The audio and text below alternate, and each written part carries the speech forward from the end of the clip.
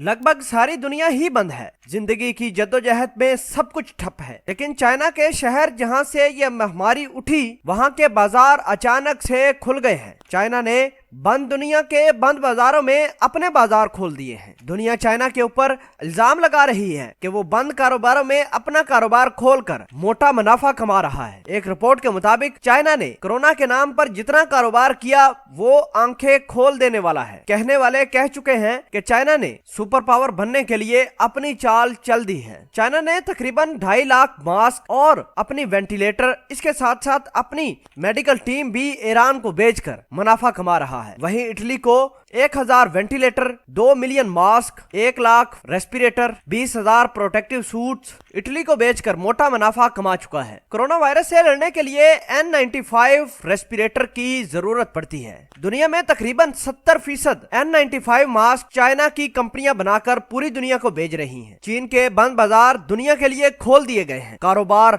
बढ़ चढ़कर चल रहा है। फैक्ट्रीज के अंदर 24 घंटे काम हो रहा है। चीन की एक्सपोर्ट डिपार्टमेंट की अगर बात माने तो चाइना ने अब तक 30 करोड़ से ज्यादा 50 मुल्कों के अंदर अपने मेडिकल इक्विपमेंट भेज दिए हैं। इसके अलावा 3 अरब के करीब प्रोटेक्टिव सूट पूरी दुनिया को चाइना ने भेजकर अपनी ताकत का मुजाहरा किया है। तकरीबन 21 लाख कोरोना किट्स भी चाइना पूरी दुनिया को बेच चुका है। चाइना ने ये सारा कारोबार तकरीबन 1 मार्च से लेकर 1 अप्रैल तक किया है। यानी 1 महीने के अंदर उसने अपनी दादागिरी और अपने पांव पूरी दुनिया के ऊपर जमा लिए हैं। चीन के तकरीबन 85% बिजनेस सेंटर भी खुल चुके हैं। N95 मास्क की डिमांड को देखकर चाइना की 9,000 कंपनीज सिर्फ मास्क बना रही हैं। दुनिया का कहना है कि ये काम ऐसे ही हुआ जैसे वर्ल्ड वार 2 में अमेरिका ने पूरी दुनिया को जंग के लिए उकसाकर साइड पर हो गया और फिर पूरी दुनिया को अपने हथियार बेचकर सुपर पावर बन गया। उस जंग के अंदर भले ही दुनिया हार गई हो, लेकिन अमेरिका जीत गया था और अमेरिका दुनिया का सुपर पावर बन गया। इसी तरह